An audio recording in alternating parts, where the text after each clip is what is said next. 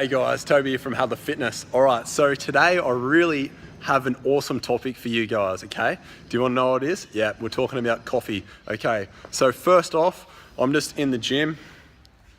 Nice empty gym today. Just gonna throw up a sweet little workout edit. I'll throw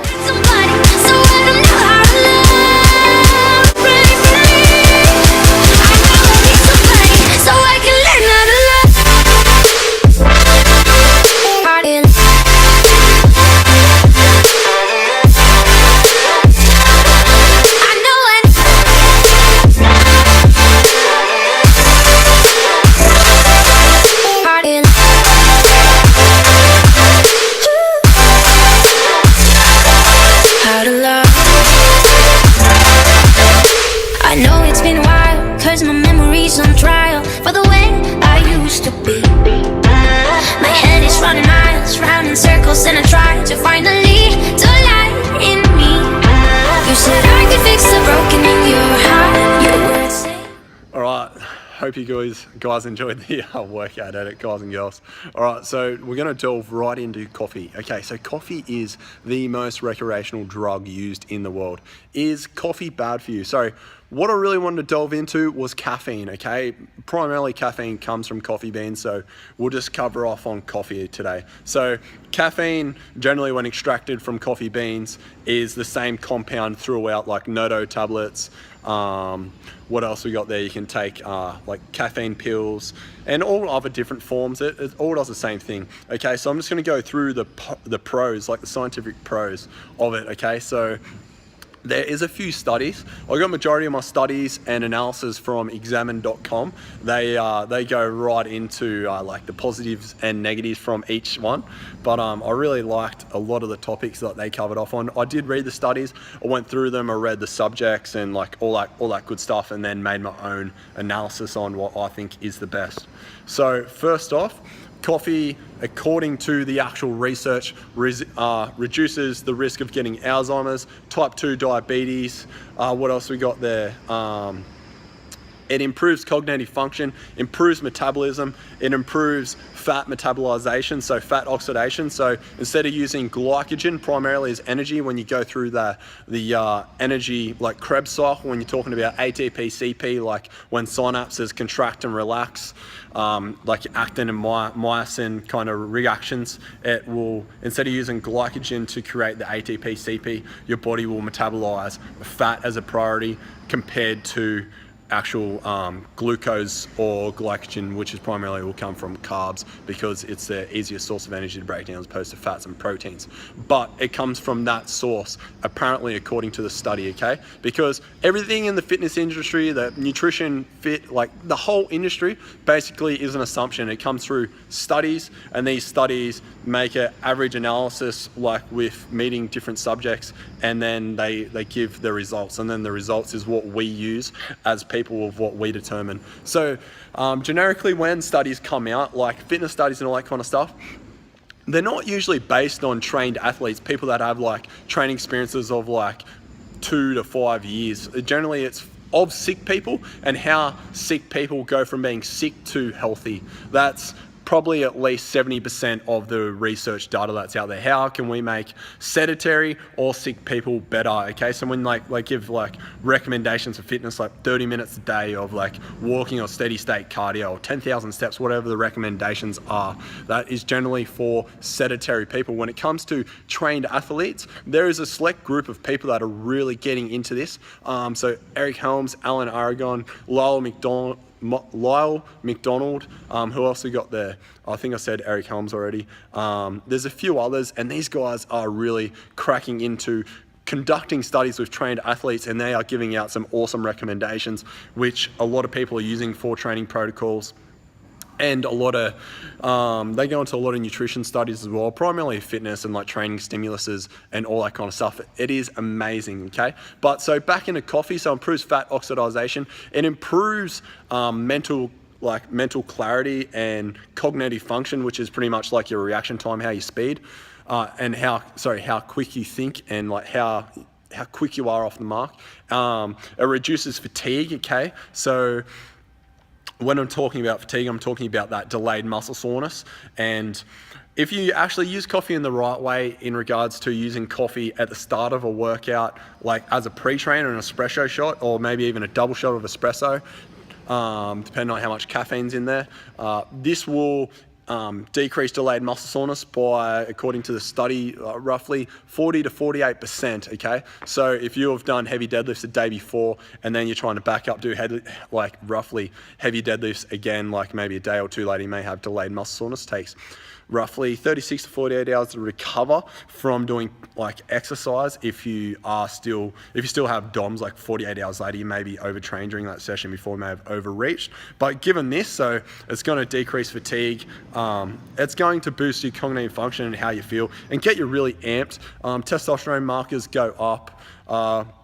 And decreases cortisol. Some studies show that actually increases cortisol, but that being said, it depends what time of day you take it and whether what does CAR stand for? CAR.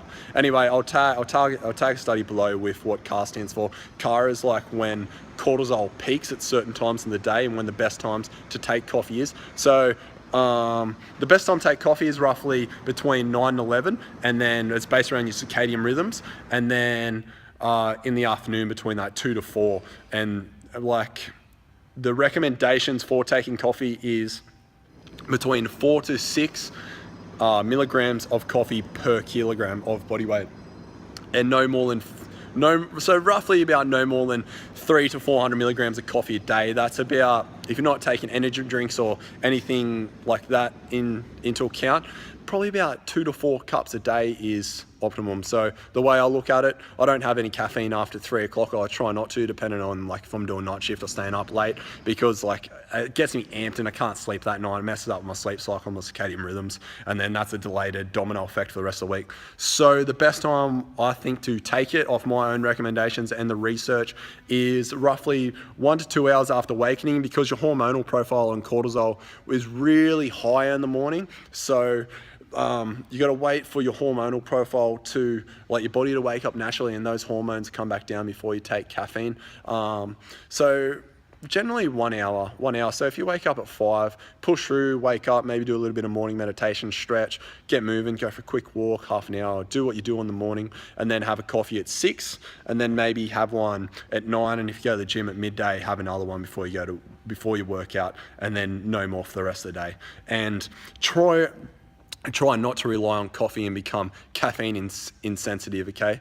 Like in regards to how caffeine stimulates you. If you drink too much of it, you will become desensitized to it. So it's good to have supplement caffeine, like your coffee days with maybe tea days. So drink caffeine on training days, and non-training days, don't drink any caffeine. Don't drink any coffee on non-training days. Maybe have a cup of tea instead, because green tea has an extract of some sort of caffeine that can give maybe like 1/10 of a stimulus of what coffee will give you, but it is released in the body differently. It's more of a slower release, like compared to when you take coffee, it's like bang, you're stimulated, you're ready to go. So there's a lot more studies and a lot more information out there, but personally I think that's the best thing. And if you take over 500 milligrams, which is not recommended, I do not recommend that, it's way too much coffee, you'll be so amped and wide, it can increase your strength in your 1 rep max. But overall, when you do take coffee as a pre-trainer, when you use it before your workout, decreases that muscle soreness and decreases your DOMS and your fatigue, and it will increase your overall work capacity. You'll be in the gym and you'll actually be able to get more done. So what I mean by getting more done, it will help you lift a little bit more weight, because you're stimulated, like you're ready to go, as opposed to going in the gym and you're a little bit down and you're not going to put in as much effort as you will. So your overall work volume will be more. And then obviously we know muscle is a byproduct of strength, and volume is the dominating factor over that. Your weekly volume targets is how much muscle you actually grow, okay? So if you're only working out each muscle group once a week and it's a shit workout because you haven't had any caffeine before you work out, you didn't put any effort in, muscle growth is going to be very small. So if you actually take a coffee before that and you punch out a few more reps, that accumulation of a few more reps over weeks to months can be a lot of weight, and this can be maybe like maybe if you're a beginner, like the difference of like 1 to 3% of muscle growth. Even though that doesn't seem like a lot, when you're looking in regards to how much muscle you can actually grow in a week and months and all that kind of stuff, like it does make a little bit of a difference. Do you take coffee all the time as a pre-trainer? No. Okay. The cons: it can leave you with insomnia, it can leave you overstimulated, raises blood pressure. But the raising of blood pressure is because your blood actually thins when you take coffee. So when your blood thins, diastolic blood pressure actually goes up. So it's actual increase of temporarily, like your blood pressure actually temporarily goes up, but after a few hours it will come back down.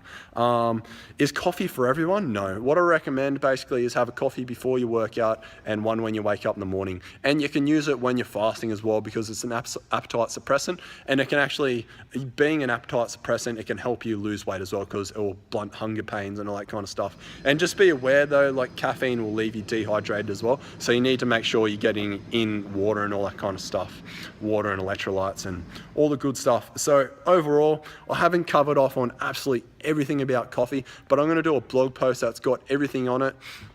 Sorry, it's going to every majority of the studies in it, but I have covered off on the main things about coffee and caffeine.